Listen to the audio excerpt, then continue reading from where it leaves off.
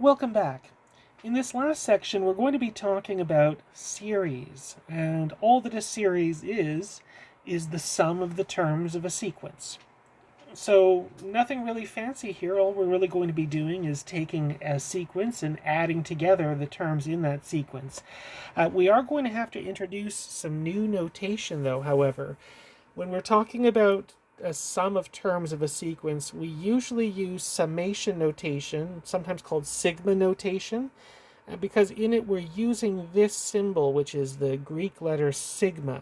And so that's used as a sort of a shorthand to represent add things up.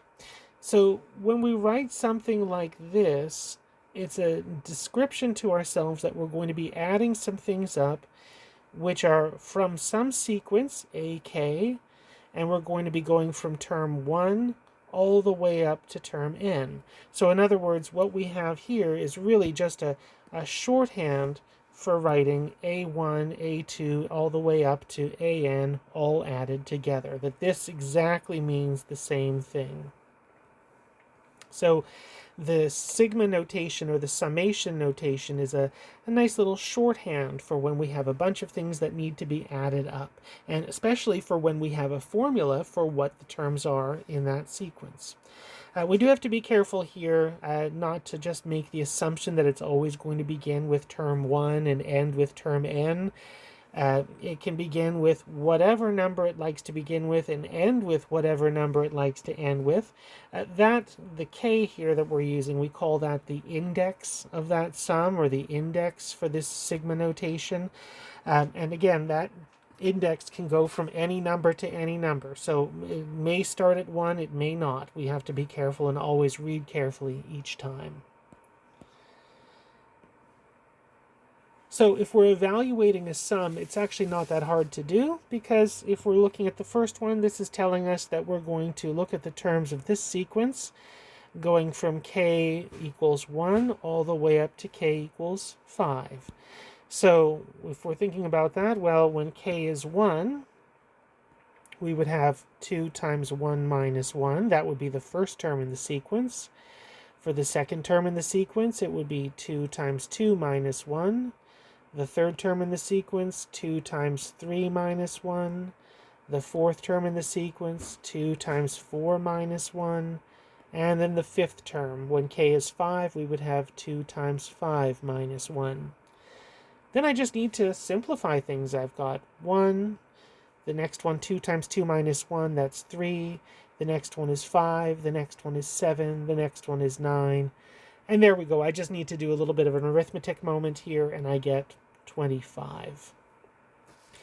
Same thing with the next one.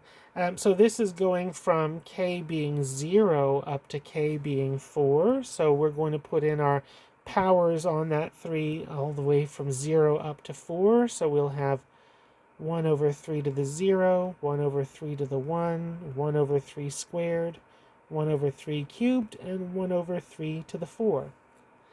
And then I just need to add these up once I've evaluated the 3 squared and the 3 cubed and so on.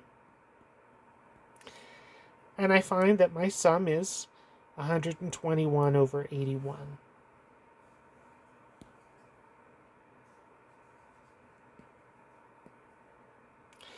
We might also have to go backwards.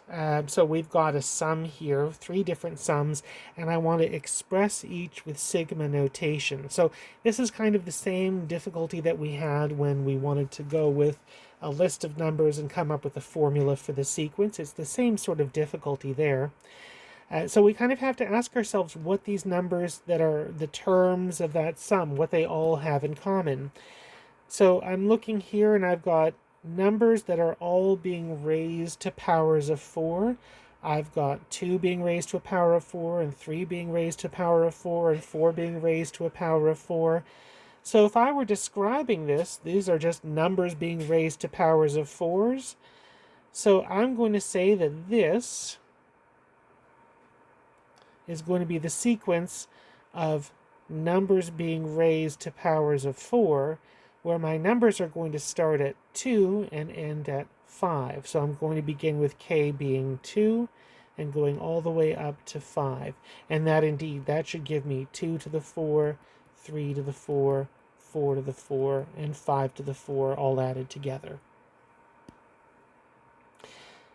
I'm going to do a similar sort of thing for b. I might notice that for my denominators that I've got there, that 1 over 2, that's 2 times 1. The 1 over 4, that's 2 times 2. The 1 over 6, that's 2 times 3.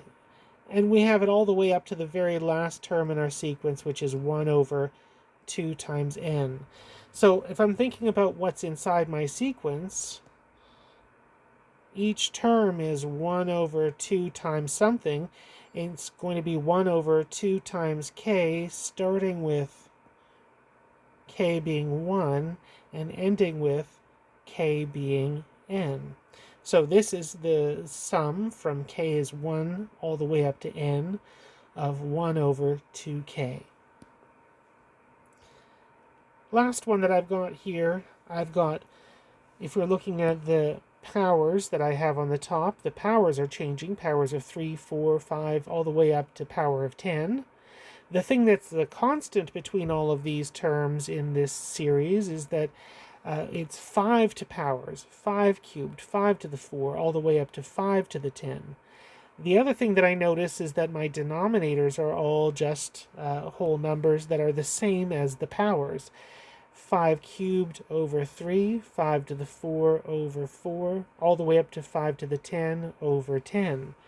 So if I'm thinking about how to describe this, well, this would be something where it's a sum of 5 to the k over k. That's the pattern of what's happening, and we're going when k starts at as low as 3 and goes all the way up to as large as 10.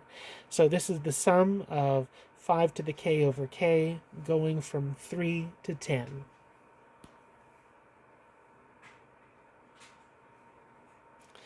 Now we've got some properties of finite sums which are actually really quite useful. So one thing that's a nice little property is that if you have a sum of two things being added, that you can split that into two separate sums. Sum of the first things plus sum of the second things. And that works for subtraction as well as for addition. So if you have a sum of one thing minus another, you can split things up and have it as sum of the first thing minus sum of the second thing. And finally, if we've got constant multiples, that's what we've got here as c being some sort of a real number. So if we have a constant multiple, that constant multiple can be taken outside of our sum.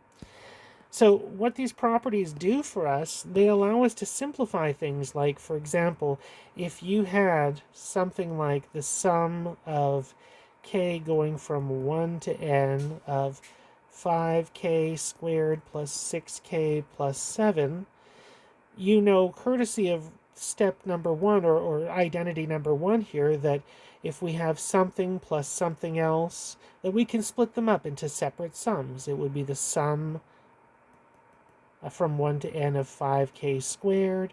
It would be the sum from 1 up to n of 6k. It would be the sum from 1 up to n of 7.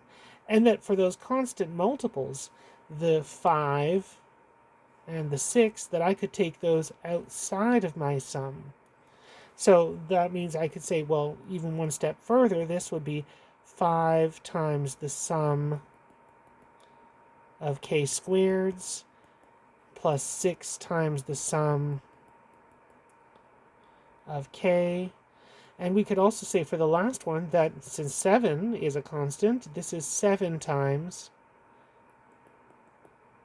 the sum of 1. 1 just added on to itself n times in a row. So a little bit of foreshadowing here. If we were thinking about coming up with what is the value of all this, all we would now need to know would be formulas for sums of k squareds, or sums of k, or sums of constants. And conveniently enough, we do happen to have formulas for exactly those things, and we're going to see that just on the next slide. So for something, like I said, like these things, sums of k's and k squareds and whatnot, we have summation formulas for them. So if you're looking for sum of a constant, that should just be constant times n. Notice for all of these are all sums going from 1 up to n for all of these summation formulas. So if you have a sum, for example, of k going from 1 to 10 of 5, well, that would just be 5 times 10, or 50. Which makes sense, because this sum is telling us that we're taking 5 and adding it onto itself 10 times, which, again, 5 added onto itself 10 times would definitely be 50. We've also got little shortcut formulas for sums of k's and k squareds and also k cubes, which means that if you put together the summation formulas in this section with the identities that we have, the properties of finite sums, then basically any sum where you've got constants or k's or k squareds or k cubes will be able to find an exact value for that just using these formulas. So let's do this first one. This one isn't yet written in summation notation, but I can do that right away. I can say, well, if you're thinking about this sum, 2 is 2 times 1, 4 is 2 times 2, 6 is 2 times 3, and 1,000, if we were to keep that pattern going, it's 2 times 500. So if you're really thinking about what we're doing here, these are taking 2 times k and adding them all up, where k goes from 1 all the way up to 500. That's what we're looking at here. So my sum, 2 plus 4 plus 6 plus 8, all the way up to 1,000, that's the sum of 2k, where k is from 1 all the way up to 500. And using my identities that I have, I know that that constant 2, I can take that outside of my sum, so that should be 2 times the sum of k equals 1 to 500 of k. And this is something where I can use my formula. So if we're going back to the previous slide, remember that the sums from k equals 1 to k, k equals 1 to n, that formula is n times n plus 1 over 2. Whatever the top number is, times top number plus 1 over 2. So since we're looking at ours as a sum from 1 to 500, that should be 500 times 501 all over 2. And then I just need to clean things up, just using my calculator, and that cleans up with the 2 and the 2 canceling and giving me 250,500. And there we go. We found the sum without having to add up all of the individual numbers ourselves. We were just able to use that nice little shortcut formula. And for something like this, if the sum is already given in summation form, and it's a sum going from 1 to whatever, then basically all we need to do is split things up term by term.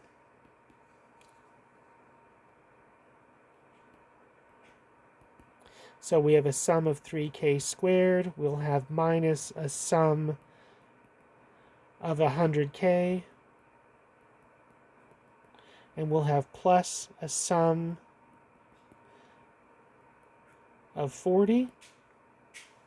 The 3 and the 100, I'll take those outside my sums. So I'll have 3 times the sum from 1 to 100 of k squared, minus 100 times the sum from 1 to 100 of k, and then plus the sum from 1 to 100 of 40. So now I just have to use my formulas for each. The sums for the k squareds, the formula is top number times top number plus 1 times 2 times the top number plus 1, so 2 times 100 plus 1, which is 201 all over 6. The sums for k would be top number times top number plus 1 over 2. And the sum of 40, the sum of a constant, that would be 40 times 100. And then only thing really left to do is just clean things up. And so when I do this, that first term is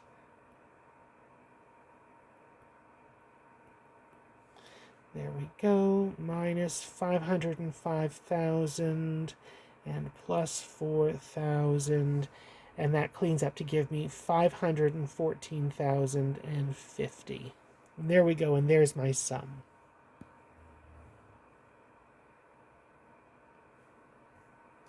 This one is one where it's not quite what we need. Again, pointing out that the formulas that we have for these summation formulas all begin with k being 1 and ending at whatever the top number is. And so if our first number that we have is not 1, then we're going to need to do something to work around that. And so if you're looking at this and saying, well, we're doing a sum from 10 up to 20, so if you wanted the sum just from 10 to 20, you could take the sum from 1 to 20. So that would give you terms 1 through 20 all added together. And you don't want terms 1 through 9, so what I'm going to do next is then subtract the terms from 1 through 9. And so if I do that, the terms from 1 through 9, getting rid of them, then I'll just have the terms from 10 through 20. And so that's all I need to do. I need to basically evaluate two separate sums, the sum from 1 through 20, the sum from 1 through 9, and then find the difference for the two of them. So I'm going to do the sum from 1 to 20 first. So the sum from 1 to 20 of k cubed plus k minus 2 should be the sum of the k cubes plus the sum of the k's minus the sum of 2. So the formula for k cubed would be top number squared, top number plus 1, squared over 4. The formula for sum of the k's is top number times top number plus 1 over 2. And sum of the 2's, that's 2 times the top number. And so there we go, that's 44,270. And we want to do the same sort of thing now for the sums from 1 to 9.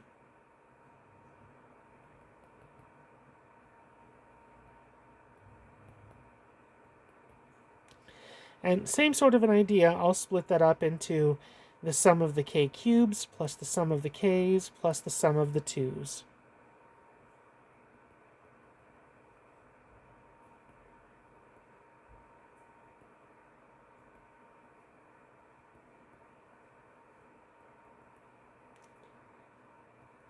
So you'll have top number squared, top number plus 1 squared over 4, plus top number times top number plus 1 over 2, minus 2 times the top number, and that's 2,052.